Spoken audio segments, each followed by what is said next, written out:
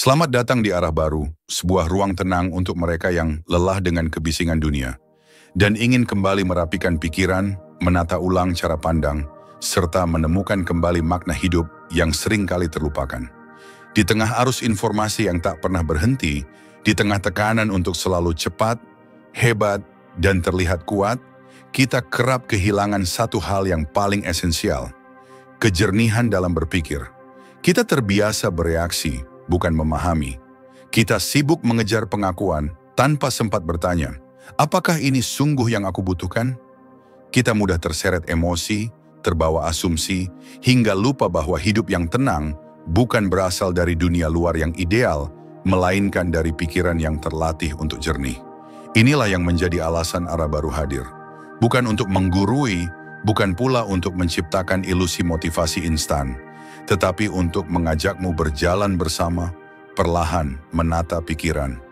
Seperti seorang tukang kebun yang sabar membersihkan gulma, agar benih-benih pengertian bisa tumbuh dengan utuh. Filosofi Stoikisme mengajarkan kita bahwa pikiran yang jernih adalah pondasi dari hidup yang kuat. Bahwa kita tak perlu mengontrol dunia luar, cukup belajar mengontrol persepsi kita terhadapnya. Bahwa ketenangan bukan berasal dari dunia yang tak berubah, tetapi dari cara kita memaknai perubahan itu sendiri. Berpikir jernih bukan soal menjadi dingin atau kaku, tapi tentang kemampuan untuk berhenti sejenak sebelum merespons, tentang kesadaran untuk tidak larut dalam emosi sesaat, tentang keberanian untuk mempertanyakan kembali keyakinan lama yang mungkin sudah usang dan membentuk sudut pandang baru yang lebih sehat. Di kanal arah baru, kita akan menyelami sisi-sisi kehidupan yang sering luput dari perhatian, rasa takut, keraguan, tekanan batin, hingga pencarian jati diri.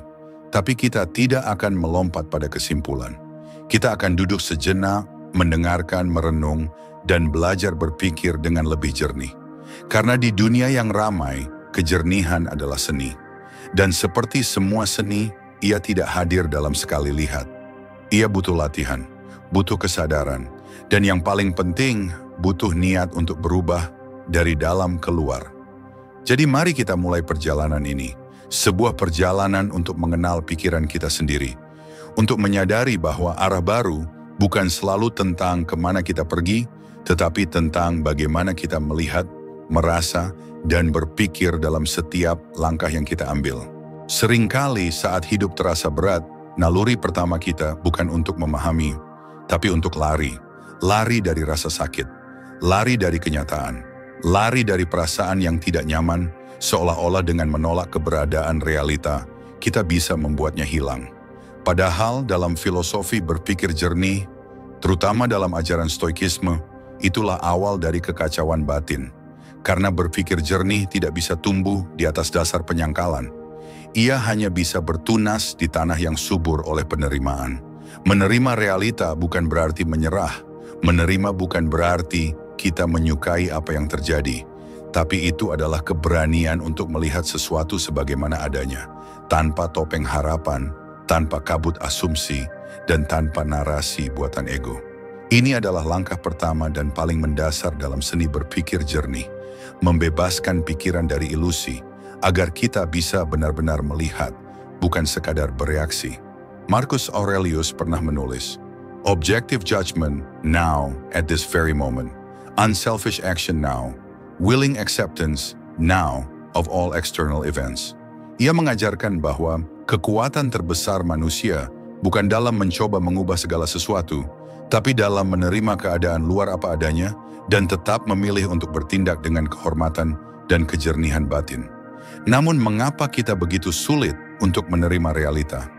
Karena realita seringkali datang tanpa kita minta. Ia datang dalam bentuk kehilangan, kegagalan, penolakan, atau perubahan mendadak yang merusak rencana. Ia tidak mengetuk pintu dengan sopan. Ia langsung masuk dan memporak-porandakan kenyamanan yang telah kita susun dengan susah payah. Maka naluri kita pun bereaksi, menyangkal, menyalahkan, mengutuk, bahkan menghibur diri dengan kebohongan kecil agar bisa tetap merasa aman. Tapi dari situlah kabut mulai muncul. Pikiran menjadi keruh, penilaian menjadi bias. Dan kita mulai mengambil keputusan yang tidak lahir dari kesadaran, tapi dari ketakutan. Kita membuat keputusan untuk menenangkan ego, bukan menyelesaikan masalah. Kita berpegang pada versi realita yang kita karang sendiri, lalu bertanya-tanya, mengapa hidup tidak berjalan sesuai harapan? Berpikir jernih, dalam konteks ini adalah latihan keberanian intelektual. Ia mengajak kita untuk duduk bersama kenyataan, walaupun menyakitkan. Ia mengajarkan kita untuk berkata, ya ini yang terjadi, ini kenyataannya. Sekarang apa yang bisa kulakukan dengan sadar? Ketika kita mulai menerima realita, kita mulai memiliki pegangan. Kita tidak lagi tersesat dalam ilusi. Kita tahu posisi kita dalam peta kehidupan.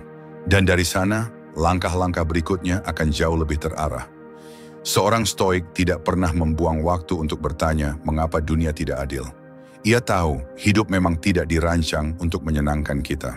Ia hanya bertanya, bagaimana aku bisa menghadapi ini dengan jernih dan bermartabat? Dalam kehidupan sehari-hari, seni berpikir jernih melalui penerimaan ini bisa dimulai dari hal-hal kecil. Ketika seseorang bersikap tidak sesuai harapanmu, alih-alih bereaksi emosional, kamu bisa berkata, ia bersikap seperti itu karena ia adalah dirinya, bukan karena aku. Ketika rencana gagal, kamu bisa berkata, rencana ini gagal, tapi aku tidak gagal. Saat kesalahan terjadi, kamu tidak mencari kambing hitam, melainkan mencari pelajaran. Dunia luar akan terus berubah. Akan ada hal-hal yang menyenangkan dan akan ada yang menyakitkan. Tapi jika kita melatih diri untuk tidak melawan realita, melainkan berjalan bersamanya dengan pikiran yang tenang, maka disitulah kejernihan muncul. Bukan sebagai hadiah, tapi sebagai buah dari keteguhan batin. Maka jika kamu sedang ingin berpikir lebih jernih, mulailah dari menerima. Terimalah bahwa beberapa hal sudah terjadi dan tidak bisa diulang. Terimalah bahwa tidak semua orang akan setuju denganmu. Terimalah bahwa dirimu pun kadang salah dan itu tidak membuatmu lemah. Terimalah bahwa dunia ini tidak sempurna dan karenanya kamu tidak perlu menunggu segalanya ideal untuk mulai bergerak. Penerimaan bukan akhir dari perjuangan. Ia adalah titik awal dari arah baru. Arah yang lebih tenang, lebih sadar, dan lebih jernih. Kita tidak melihat dunia sebagaimana adanya. Kita melihat dunia sebagaimana kita adanya. Setiap kejadian, setiap kata yang diucapkan orang lain, bahkan setiap peristiwa kecil yang melintas dalam hidup kita, tidak pernah datang kepada kita dalam bentuk murni. Ia datang dibalut oleh penilaian, disaring oleh emosi, dan ditafsirkan oleh pikiran kita sendiri. Dan disitulah letak sumber banyak penderitaan batin manusia. Kita keliru membiarkan interpretasi emosional mengambil alih tempat fakta. Fakta adalah netral. Ia tidak menyakitkan, tidak menyenangkan, tidak berpihak. Ia hanya ada. Tapi ketika fakta menyentuh emosi kita yang belum selesai, ia berubah bentuk. Ia jadi tuduhan, ia jadi ancaman, ia jadi luka lama yang terbuka kembali. Bayangkan ini, seseorang tidak membalas pesanmu selama 2 hari. Itu adalah fakta, netral. Tapi pikiranmu mulai bicara, dia mengabaikanku. Atau aku pasti tidak penting lagi. Itu bukan fakta. Itu interpretasi emosional yang kamu bangun sendiri. Dan seringkali, interpretasi itu jauh lebih menyiksa daripada faktanya sendiri. Inilah yang menjadi pembeda antara pikiran jernih dan pikiran yang keruh. Pikiran jernih tahu cara memisahkan realita dari reaksi batin. Ia tidak buru-buru menarik kesimpulan dari emosi. Ia memberi jarak. Ia bertanya, apakah ini benar? Atau hanya pikiran saya yang sedang berasumsi? Stoikisme mengajarkan prinsip ini dengan sangat kuat. Epictetus mengatakan, it's not what happens to you, but how you react to it that matters. Yang menyakitkan bukan peristiwa itu sendiri, melainkan cara kita memaknainya. Seseorang bisa kehilangan pekerjaan dan merasa hidupnya hancur. Tapi orang lain, dengan kejernihan batin, melihatnya sebagai awal untuk memulai sesuatu yang lebih bermakna. Peristiwanya sama. Responsnya berbeda, dan itulah seni berpikir jernih. Memahami bahwa perasaan bukan selalu kebenaran, namun kita hidup di zaman yang serba cepat. Segala sesuatu harus direspons seketika. Media sosial mendorong kita untuk bereaksi sebelum berpikir. Judul berita dibangun bukan untuk menjelaskan, tapi untuk memancing emosi. Kita di-training untuk reaktif, bukan reflektif. Dan di tengah derasnya arus ini, kemampuan untuk memisahkan fakta dari interpretasi menjadi kian langka. Padahal justru itulah yang kita butuhkan untuk tetap waras. Berpikir jernih bukan berarti tidak punya emosi, tapi itu berarti emosi tidak memimpin kita. Kita izinkan emosi hadir, ya, hadir. Tapi tidak kita beri wewenang untuk menyetir arah hidup. Kita belajar membedakan mana yang terjadi dan mana yang hanya pikiran kita tentang yang terjadi. Dalam praktik sehari-hari, ini adalah latihan yang sunyi. Saat seseorang mengkritikmu, tanyakan dulu, apakah yang dikatakannya benar? Atau kamu hanya tersinggung karena harga dirimu merasa terancam? Saat sesuatu tidak berjalan sesuai harapan, tanya, apakah ini kegagalan? Atau ini hanya hasil yang berbeda dari ekspektasiku? Seringkali saat kita benar-benar duduk tenang dan mengurai satu persatu pikiran kita akan temukan bahwa sebagian besar rasa sakit kita berasal dari cerita-cerita yang kita bangun sendiri.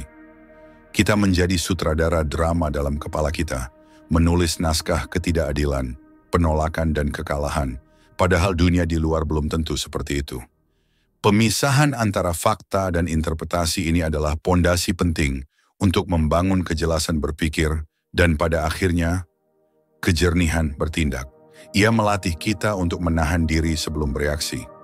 Ia mengingatkan kita bahwa tidak semua hal perlu ditanggapi dengan perasaan.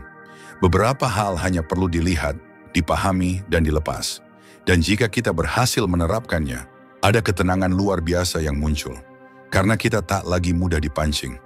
Kita tak lagi mudah merasa diserang. Kita berdiri di tengah kehidupan dengan kepala dingin dan batin yang kuat. Kita tahu kapan harus bicara, kapan cukup diam. Kita tahu kapan ini adalah luka sungguhan dan kapan ini hanya bayangan yang dibuat oleh trauma lama. Berpikir jernih sejatinya adalah seni menyaring. Dan menyaring yang paling penting adalah menyaring pikiran kita sendiri. Banyak orang salah memahami konsep kejernihan dalam berpikir dan bertindak. Mereka mengira bahwa menjadi jernih berarti menjadi dingin, datar, atau bahkan tidak punya emosi. Bahwa berpikir jernih artinya tidak pernah marah, tidak pernah sedih, tidak pernah bereaksi apapun. Padahal bukan itu maknanya. Kejernihan bukan tentang menumpulkan rasa. Ia bukan tentang mematikan sisi manusiawi kita. Kejernihan justru lahir dari kesadaran penuh terhadap emosi, namun tidak membiarkan emosi itu mendikte arah hidup.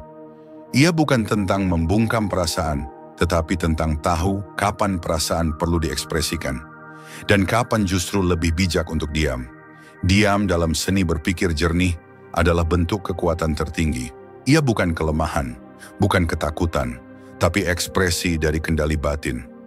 Dalam diam, kita belajar menyelami apa yang sedang terjadi di dalam diri tanpa tergesa mengubahnya menjadi reaksi. Karena tidak semua hal harus dijawab. Tidak semua kesalahpahaman harus diluruskan saat itu juga. Tidak semua ketidakadilan harus segera dibalas dengan ledakan emosi. Filosofi Stoikisme sangat menekankan kebijaksanaan dalam memilih respons. Seneca menulis, "No one can lead a happy life if they think only in terms of years, days, hours, even moments must be weighed."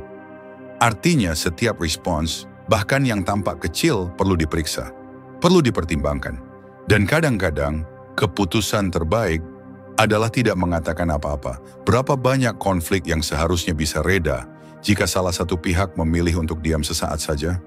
Berapa banyak penyesalan yang muncul karena kita terlalu cepat bicara sebelum benar-benar memahami? Karena lidah lebih cepat dari pikiran, dan amarah lebih dulu menyentuh lisan sebelum logika sempat bicara. Berpikir jernih bukan berarti kita kehilangan kemampuan untuk bereaksi, tapi kita justru memperluas ruang antara stimulus dan respons. Kita menciptakan jeda ruang sunyi yang memberi kesempatan bagi akal sehat untuk berbicara sebelum emosi mengambil alih. Dan dalam banyak situasi, diam bukan berarti kalah. Diam adalah bentuk penghormatan terhadap diri sendiri, bahwa kita tidak akan menurunkan nilai kita demi membalas sesuatu yang tak layak. Kita tidak akan membiarkan kata-kata yang lahir dari kemarahan sementara menghancurkan hubungan atau reputasi jangka panjang. Diam juga adalah cara kita menjaga energi. Dalam dunia yang penuh suara, penuh opini, penuh perdebatan yang tidak berujung, kadang yang paling bijak bukan ikut bersuara, tapi tahu kapan harus menarik diri. Karena tidak semua medan adalah tempat kita berperang. Dan tidak semua pendapat pantas dijadikan beban pikiran. Ada kalanya orang berbicara tidak untuk didengarkan, tapi hanya untuk meluapkan. Dan saat itu terjadi, kita bisa memilih untuk tidak masuk ke dalam pusaran emosinya. Kita bisa memilih untuk tetap jernih, bukan karena kita tidak punya argumen, tapi karena kita tahu tidak semua argumen layak untuk diperjuangkan. Dalam kehidupan sehari-hari, ini bisa berupa sikap saat disalahpahami. Daripada langsung membela diri, kita bisa berkata dalam hati, "Saya tahu maksud saya." Dan jika orang itu tidak ingin memahami, itu bukan tanggung jawab saya. Atau saat melihat seseorang memprovokasi kita dengan kata-kata menyakitkan, kita bisa memilih untuk diam. Bukan karena kita lemah, tapi karena kita tahu kemarahan mereka bukan refleksi kita, melainkan cerminan dari batin mereka sendiri yang belum tenang. Jernih berarti bisa melihat situasi secara utuh. Dan untuk bisa melihat secara utuh, kita butuh tenang. Dan untuk bisa tenang, kita butuh diam. Diam bukan sekadar tidak berbicara. Diam adalah bentuk dari kejernihan batin yang tidak perlu validasi. Ia tidak memaksakan pemahaman. Ia tidak mengejar pembenaran. Ia hadir dalam bentuk ketegasan yang lembut, kekuatan yang tidak mencolok, dan kedewasaan yang hanya bisa lahir dari latihan panjang mengendalikan diri. Dan dalam diam itu, seringkali kita menemukan jawaban. Dalam sunyi yang kita ciptakan dengan sengaja, kita belajar mendengar lebih dalam, bukan suara orang lain, tapi suara dari dalam diri. Suara intuisi, suara nurani, suara yang selama ini tertutup oleh bisingnya dunia luar dan kebisingan emosi kita sendiri. Maka jika hari ini kamu sedang berada dalam situasi yang membuatmu ingin meledak, ingin membalas, ingin membuktikan, tarik napas. Diam sejenak, bukan karena kamu tidak berdaya, tapi karena kamu tahu. Kejernihan tidak ditemukan dalam keramaian reaksi, tapi dalam kedalaman refleksi. Dan di sanalah seni berpikir jernih hidup. Bukan dalam kata-kata, tapi dalam keputusan untuk diam pada saat yang tepat. Hidup kita hari ini penuh dengan pemicu. Kita hidup di tengah dunia yang serba cepat, serba instan, dan serba impulsif. Satu komentar di media sosial bisa membangkitkan amarah. Satu kalimat dari atasan bisa melukai harga diri. Satu penolakan kecil bisa membuat kita merasa tidak layak. Dan ketika itu terjadi, kebanyakan dari kita memilih untuk langsung bereaksi. Seolah kita tidak punya pilihan lain. Seolah reaksi itu muncul secara otomatis, tak terhindarkan. Tapi inilah letak kesalahannya. Kita terlalu terbiasa untuk reaktif dan lupa bahwa sesungguhnya kita punya pilihan untuk menjadi reflektif. Reaktif adalah ketika kita bertindak karena didorong oleh emosi sesaat. Reflektif adalah ketika kita bertindak karena didasari oleh pemahaman yang matang. Dalam filosofi stoikisme, ada satu prinsip yang terus diulang. Kita tidak bisa mengontrol apa yang terjadi pada kita, tapi kita selalu bisa memilih bagaimana kita meresponsnya. Di antara stimulus dan respons ada ruang. Dan di ruang itulah kebebasan manusia tinggal. Sayangnya ruang itu seringkali tertutup, bukan karena tidak ada, tetapi karena kita tidak pernah melatih diri untuk mengenalinya. Kita terburu-buru, kita merasa harus membalas, harus menjawab, harus mempertahankan harga diri kita. Bahkan saat yang kita pertahankan, hanyalah kebiasaan lama yang tak lagi sehat. Padahal jika kita memberi diri kita waktu untuk diam sejenak dan berpikir, kita mungkin akan menyadari bahwa reaksi kita seringkali tidak sesuai dengan kenyataan. Bahwa kita sedang membawa luka lama ke dalam situasi baru. Bahwa kita tidak sedang melawan orang lain, tapi melawan ketidakamanan dalam diri sendiri. Menjadi reflektif adalah seni untuk mundur selangkah sebelum maju. Ini bukan tentang menunda keputusan, tapi tentang memberi ruang agar keputusan kita lahir dari kejernihan, bukan dari kemarahan. Dari nilai, bukan dari tekanan. Dan ini bukan perkara mudah, karena menjadi reflektif membutuhkan latihan. Butuh ketekunan untuk belajar mengenali emosi saat ia muncul, tanpa langsung melayaninya. Butuh keberanian untuk mengakui bahwa tidak semua hal perlu kita tanggapi, bahwa diam kadang adalah pilihan yang lebih kuat daripada 1000 pembelaan. Bayangkan seseorang memancing emosi kita dengan kata-kata kasar. Insting pertama mungkin ingin membalas, ingin menang, tapi refleksi akan bertanya, untuk apa aku membalas? Apakah ini akan menyelesaikan sesuatu, atau justru akan membuatku terjebak dalam lingkaran yang sama? Reaktif bisa dilakukan siapa saja. Reflektif hanya bisa dilakukan oleh mereka yang sadar. Dan kesadaran itu dibentuk dari latihan harian. Kita bisa memulainya dari hal kecil. Saat seseorang menyela ucapan kita, latih diri untuk tidak langsung tersinggung. Saat pesan kita dibaca tapi tidak dibalas, latih diri untuk tidak langsung merasa diabaikan. Saat hari tidak berjalan sesuai rencana, latih diri untuk tidak langsung menyalahkan diri sendiri atau orang lain. Karena hidup akan terus menguji kita dengan hal-hal yang tak bisa kita kendalikan. Tapi yang membentuk karakter kita bukan apa yang terjadi, melainkan bagaimana kita memilih untuk memaknainya. Berpikir reflektif mengajak kita untuk melihat lebih dalam. Apa yang sebenarnya sedang terjadi? Apa emosi yang muncul? Dari mana emosi ini berasal? Apakah ini tentang situasi saat ini, atau ini adalah gema dari masa lalu yang belum sembuh? Kejernihan hanya mungkin lahir dari pertanyaan-pertanyaan semacam itu. Dan setiap kali kita memilih untuk bertanya sebelum bereaksi, kita sedang membentuk diri menjadi manusia yang lebih sadar, lebih tenang, dan lebih kuat. Dalam jangka panjang, menjadi reflektif juga melatih kita untuk bertanggung jawab. Karena kita berhenti menyalahkan dunia atas perasaan kita. Kita berhenti bergantung pada kondisi luar untuk menentukan kualitas hidup batin kita. Kita menjadi tuan atas pikiran kita sendiri. Itulah seni berpikir jernih yang sejati. Maka jika hari ini kamu merasa ingin meluapkan emosi, ingin langsung bertindak, atau ingin segera memberi respons atas sesuatu yang menyentuh egomu, berhentilah sejenak. Tanyakan pada dirimu, apakah ini keputusan dari aku yang sadar, atau ini hanya reaksi dari aku yang terluka? Latih dirimu, hari demi hari, untuk tidak reaktif, tapi reflektif. Karena disitulah kekuatanmu tinggal. Tidak ada kejernihan yang lahir dari pikiran yang berantakan. Sejernih apapun niat kita, setinggi apapun wawasan yang kita miliki, jika pikiran kita tak tertata, maka yang muncul bukan kebijaksanaan, melainkan kebingungan yang canggih. Dan inilah tantangan besar dalam dunia modern. Kita hidup di tengah banjir informasi, serbuan distraksi, dan tekanan batin yang seolah tidak pernah reda. Di dalam kepala kita, selalu ada hal yang belum selesai. Selalu ada suara yang saling bersahutan. Dan dari keramaian itu, bagaimana mungkin lahir ketenangan? Kita bicara tentang berpikir jernih, tapi kadang lupa bahwa kejernihan bukan hadir begitu saja. Ia adalah hasil akhir dari proses yang panjang, proses yang dimulai dari merapikan isi kepala, dari menata prioritas, dari menyaring apa yang layak dipikirkan dan apa yang sebaiknya dilepaskan. Kita perlu menyadari, pikiran manusia seperti sebuah ruangan.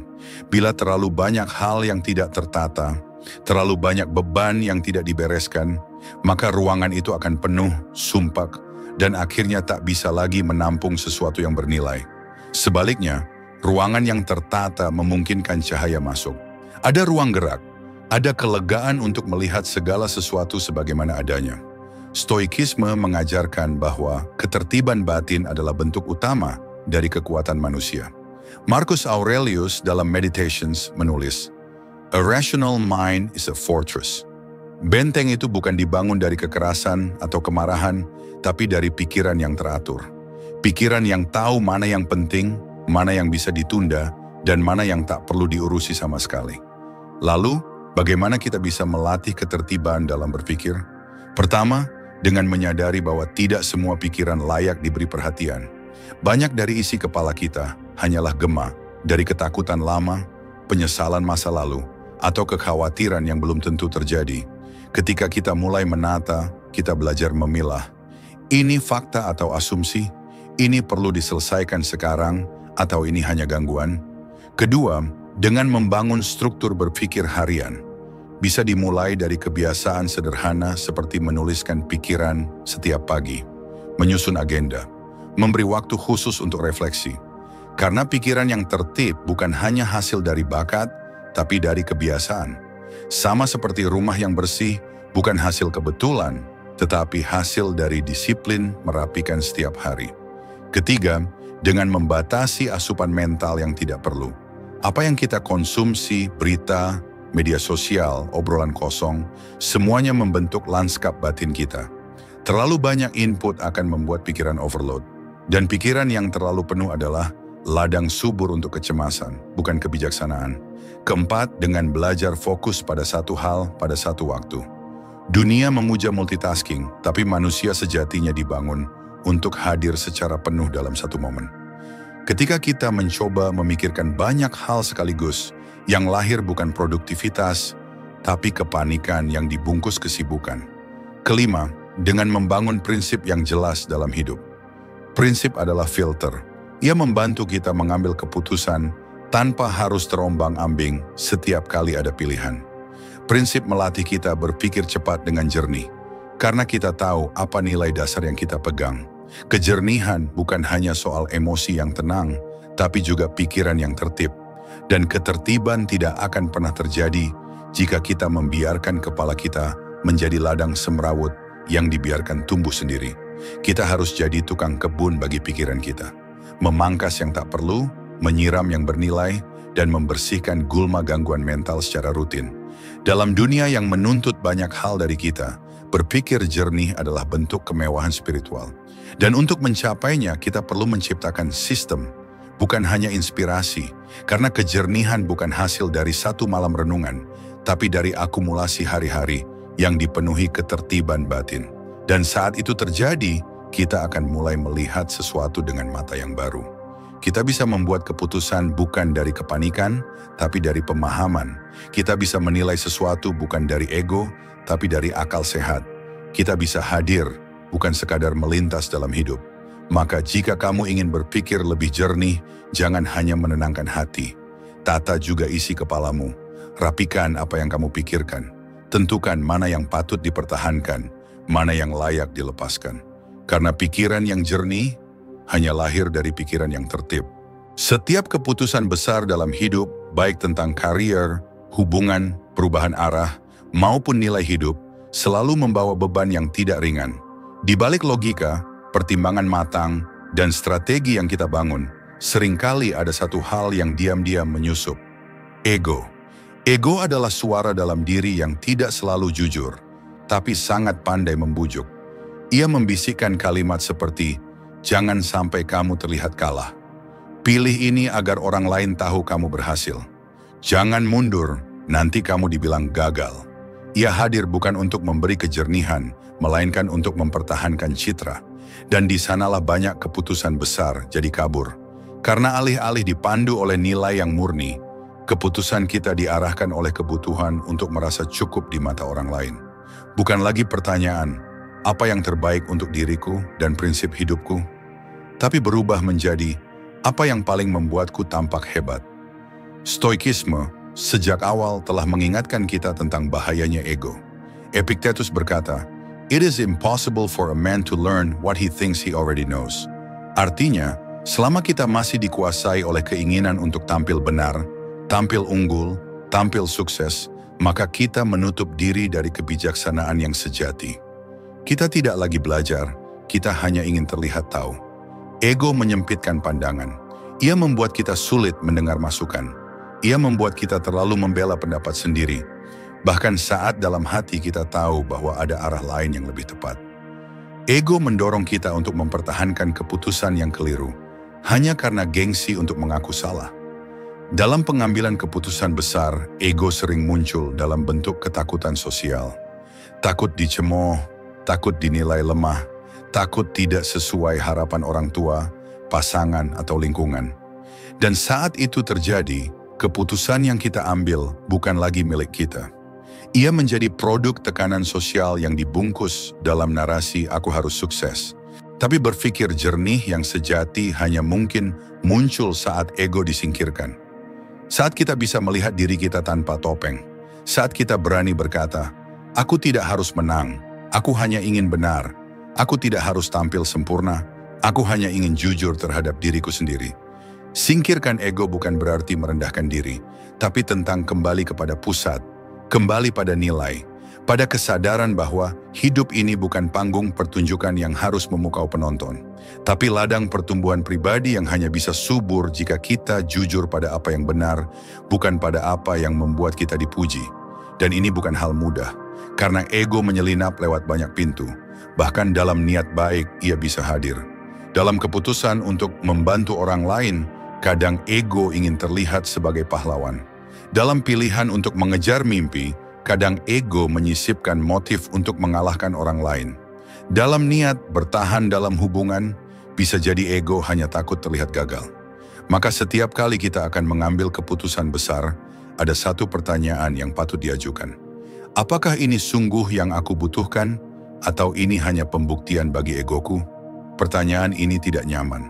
Tapi justru dari ketidaknyamanan itu, kejernihan mulai terbit. Karena ketika ego diberi ruang terlalu luas, ia akan mengaburkan perbedaan antara keinginan dan kebutuhan, antara ambisi dan panggilan jiwa. Berpikir jernih berarti berani mengorbankan citra demi integritas. Berani mundur selangkah agar tidak tersesat lebih jauh. Berani mengatakan, aku tidak tahu, meski itu membuat kita tampak lemah. Karena hanya dari kerendahan hatilah kita bisa melihat seluruh peta kehidupan dan memilih arah yang benar. Dan saat kita berhasil membuat keputusan besar dengan menyingkirkan ego, hasilnya bukan hanya lebih tepat, tapi juga lebih tenang. Tidak ada lagi beban untuk tampil sempurna. Tidak ada ketegangan untuk mempertahankan topeng. Yang ada hanya ketulusan untuk berjalan di jalan yang kita pilih dengan sadar. Keputusan yang jernih bukan selalu keputusan yang populer, tapi selalu keputusan yang membawa kedamaian, karena lahir dari kedalaman. Bukan dari kebutuhan untuk dikagumi. Maka latihlah diri. Setiap kali kamu dihadapkan pada pilihan besar, diam sejenak. Periksa niatmu. Dengarkan dengan jujur. Apakah ini suaramu atau suara ego yang menyamar? Dan ketika kamu berhasil menyingkirkannya, kamu akan tahu bahwa kamu bukan sedang membuat keputusan, tapi sedang membebaskan diri. Di era digital ini, kita hidup dalam kelimpahan informasi. Satu gesekan jari bisa membuka dunia, satu klik bisa mengantarkan kita pada ribuan opini, data, berita, video, artikel, sampai komentar-komentar yang tak pernah ada habisnya. Dan di tengah arus informasi yang deras ini, muncul anggapan bahwa semakin banyak yang kita tahu, maka semakin luas pula cara pandang kita. Padahal kenyataannya tidak sesederhana itu. Banyaknya informasi bukan jaminan keluasan berpikir. Karena informasi, jika tidak dipilah, tidak disaring, tidak dicerna, justru bisa menumpuk menjadi kabut. Ia menimbulkan ilusi pencerahan, padahal hanya menjejali kepala kita dengan suara-suara luar yang tak pernah kita telusuri kedalamannya. Seperti tubuh yang kekenyangan tanpa benar-benar bergizi, pikiran kita bisa penuh tapi tetap kosong. Inilah tantangan terbesar dalam berpikir jernih hari ini. Kita punya terlalu banyak sumber, tapi terlalu sedikit waktu untuk merenung. Kita tahu banyak hal di permukaan, tapi jarang punya kedalaman untuk menyelami makna. Kita mudah menyerap, tapi sulit menyaring. Kita cepat tahu, tapi lambat paham. Informasi hanya akan memperluas pandangan jika kita meluangkan waktu untuk menjadikannya pengetahuan. Dan pengetahuan hanya akan menjadi kebijaksanaan jika kita mengendapkannya lewat pengalaman dan refleksi. Tanpa itu, semua hanya akan jadi tumpukan fakta, kering, berisik, dan kadang membuat kita semakin bingung mengambil arah. Stoikisme mengajarkan kita untuk bijak dalam menyerap. Bukan hanya mencari tahu, tapi belajar untuk tahu mana yang perlu dipelajari dan mana yang hanya distraksi. Marcus Aurelius menulis, "Jika kamu mencari ketenangan, lakukan lebih sedikit, or, more accurately, do what's essential." Artinya, dalam dunia yang menawarkan segalanya, kejernihan muncul bukan dari menampung lebih banyak, tapi dari menyaring yang penting. Berapa banyak dari kita yang membuka ponsel setiap pagi dan langsung diserbu puluhan notifikasi? Berita ini, video itu, opini ini, gosip itu, seolah-olah dunia menuntut kita untuk terus ikut semua pembicaraan, semua topik, semua tren. Tapi kita jarang bertanya, apakah semua ini perlu saya pikirkan? Apakah semua ini layak tinggal di kepala saya? Berpikir jernih berarti punya batas.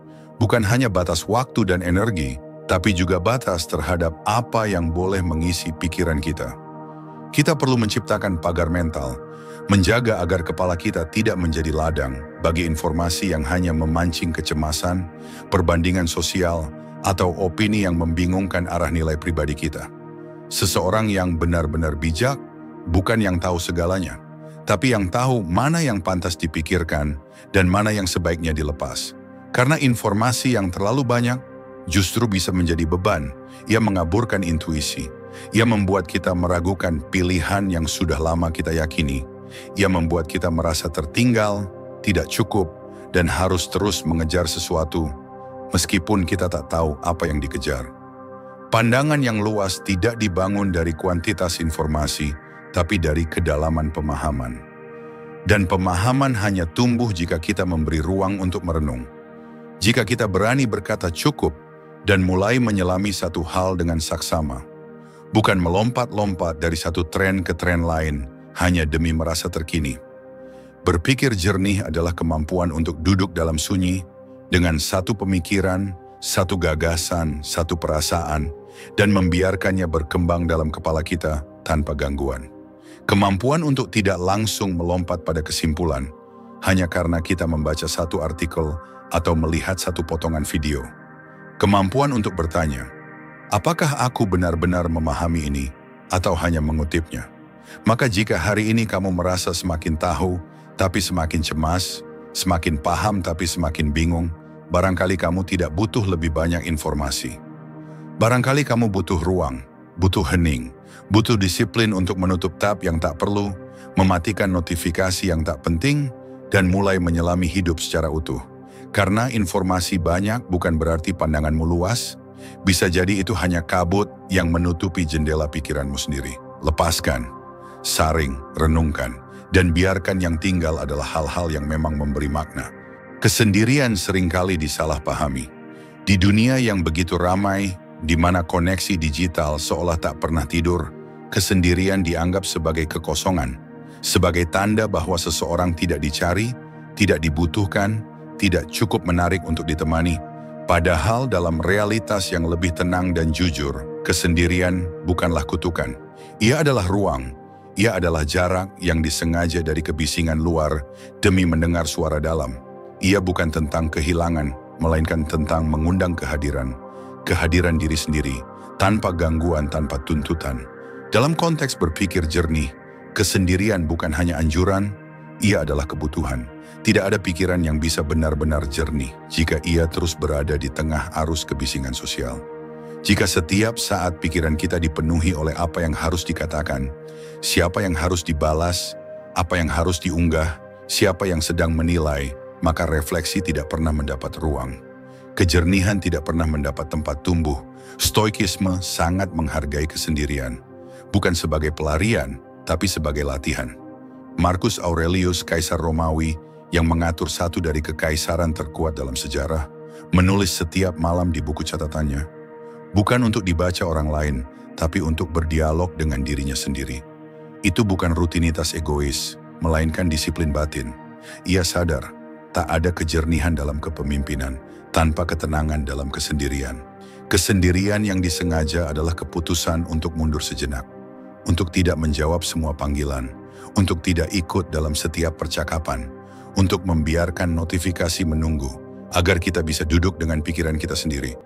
Tanpa penonton, tanpa impresi, karena hanya dalam sunyi kita bisa benar-benar mendengar. Mendengar bukan suara luar, tapi bisikan terdalam dari intuisi kita.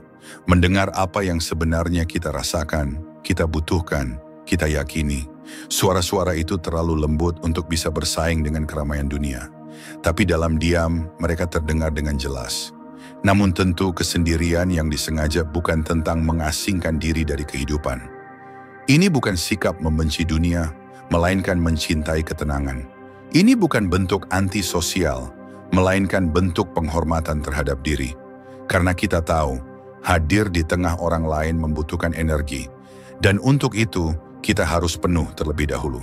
Dan keutuhan itu hanya bisa ditemukan dalam waktu-waktu sunyi yang kita pilih sendiri.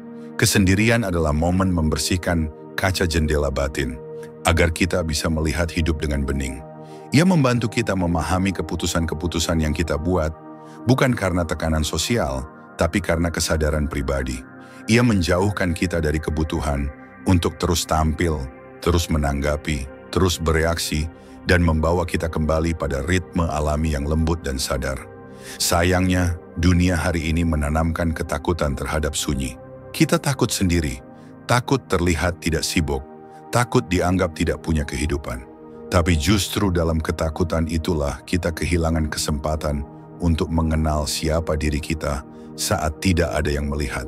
Berpikir jernih adalah kemampuan untuk melihat sesuatu sebagaimana adanya. Dan kemampuan itu tidak mungkin muncul tanpa jeda, tanpa hening, tanpa waktu untuk duduk bersama pikiran sendiri. Bukan untuk menilai, bukan untuk menghakimi, tapi sekadar hadir dan mengamati. Maka buatlah ruang kesendirian itu. Jadwalkan, lindungi, rayakan. Entah dalam bentuk berjalan sendirian, duduk tanpa gawai, menulis jurnal pribadi, atau sekadar mengamati langit sore tanpa tuntutan untuk mengabadikannya. Karena kesendirian yang disengaja bukan kekosongan, ia adalah wadah. Dan hanya dalam wadah yang tenang, kejernihan bisa mengendap dan muncul ke permukaan. Kita tidak bisa berpikir jernih di tengah keramaian yang terus menuntut respons. Tapi kita bisa menciptakan hening yang membuka pandangan. Kita bisa memilih untuk sesekali keluar dari lingkaran, bukan untuk lari, tapi untuk melihat lebih luas. Dan pada akhirnya, dari kesendirian yang dipilih dengan sadar itulah, kita bisa kembali ke dunia dengan pandangan yang lebih jernih, lebih tajam, dan lebih penuh kasih. Dalam hidup ini, kita diajarkan untuk konsisten, untuk teguh memegang arah, mempertahankan keputusan, dan menuntaskan apa yang telah kita mulai. Seolah-olah mundur adalah tanda kegagalan, dan mengubah arah adalah bentuk kelemahan.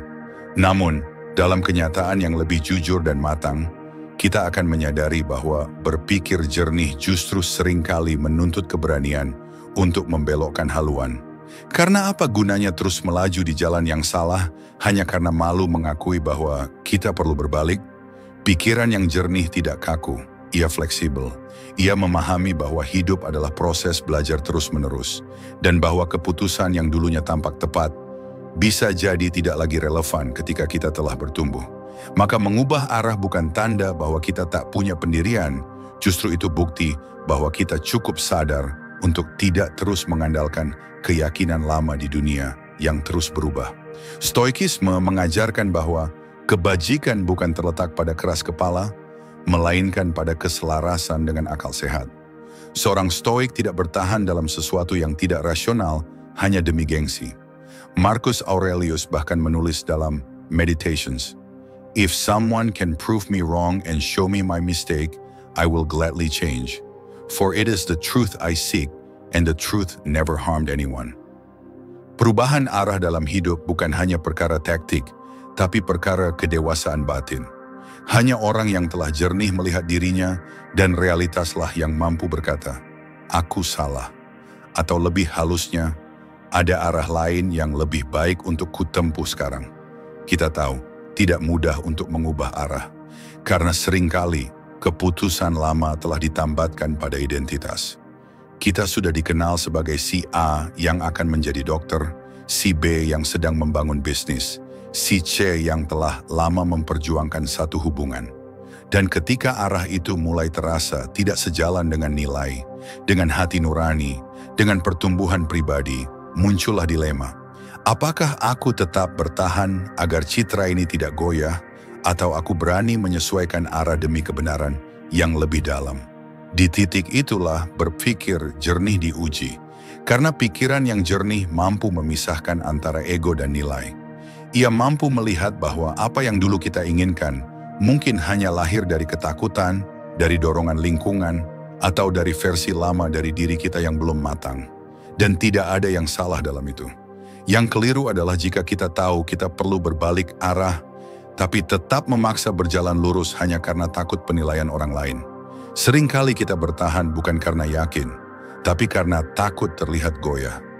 Kita menolak mengubah rencana karena kita telah mengumumkannya pada dunia. Tapi dalam diam, kita tahu, langkah ini sudah tidak sesuai, Jalur ini tidak lagi sehat, tapi lidah kita tak sanggup mengaku. Kita memilih sakit yang familiar daripada kelegaan yang menuntut keberanian. Berpikir jernih bukan soal menjadi selalu benar, tapi soal sanggup berubah saat menemukan kebenaran baru. Dan untuk itu, dibutuhkan kerendahan hati. Dibutuhkan kemampuan untuk berkata, "Aku telah berubah, aku mempelajari hal baru, dan sekarang aku memilih arah yang lebih sesuai dengan siapa aku hari ini." Itulah tanda bahwa kita bukan dikendalikan oleh masa lalu, tapi dipandu oleh kesadaran kini. Bahkan dalam perjalanan spiritual dan batin, para bijak seringkali menekankan pentingnya keterbukaan. Jalan menuju kedewasaan bukan lurus tanpa tikungan. Ia penuh evaluasi, revisi, dan keberanian untuk mengganti arah. Dan tak jarang, saat kita berani mengubah arah, kita justru menemukan versi terbaik dari diri sendiri yang selama ini tersembunyi. Maka jika hari ini kamu sedang di persimpangan, jangan buru-buru memilih bertahan hanya karena takut dinilai lemah. Tanyakan pada dirimu dengan jujur, apakah aku masih melangkah dalam kesadaran atau hanya berjalan karena malu untuk berhenti? Jika jawabannya yang kedua, mungkin sudah waktunya untuk menata ulang peta. Bukan karena kamu gagal, tapi karena kamu sadar.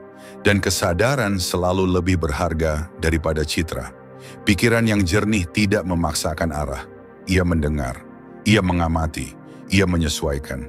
Dan dari sanalah, bukan hanya keberhasilan yang lahir, tapi ketenangan karena kita tahu, kita berjalan di jalan yang benar meski tidak selalu mudah. Berpikir jernih bukan tentang menjadi sempurna, tapi tentang menjadi sadar. Sadar akan pikiran kita sendiri, sadar akan reaksi yang muncul, sadar akan nilai yang ingin kita pegang dalam hidup yang terus bergerak ini. Kejernihan bukan hadiah yang datang tiba-tiba. Ia adalah hasil dari ketekunan, dari latihan batin, dari keberanian untuk diam saat dunia berisik, dan dari kerendahan hati untuk terus belajar, mengoreksi diri, serta menyesuaikan arah ketika dibutuhkan. Dalam kebisingan zaman yang menawarkan opini tanpa dasar, informasi tanpa makna, dan kecepatan tanpa kedalaman, menjadi pribadi yang jernih adalah bentuk keberanian. Dan itu adalah perjalanan panjang yang tidak berhenti di satu episode, satu buku, atau satu masa hidup. Itulah mengapa di Arah Baru kami tidak hanya membahas motivasi sesaat. Kami mengajak Anda untuk menyelami bukan hanya apa yang terjadi di luar, tapi juga apa yang berlangsung di dalam. Untuk tumbuh perlahan namun berakar. Untuk bergerak dengan sadar, bukan sekadar mengikuti arus. Jika Anda merasa pesan-pesan seperti ini selaras dengan pencarian batin Anda, mari teruskan perjalanan ini bersama. Silakan subscribe, nyalakan notifikasi, dan bagikan video ini kepada mereka yang sedang mencari keheningan di tengah keramaian atau makna di tengah dunia yang bergerak terlalu cepat. Terima kasih telah mendengarkan dengan hati. Sampai jumpa di episode berikutnya, di mana kita akan kembali mengurai hidup satu kesadaran demi satu kesadaran. Hanya di Arah Baru.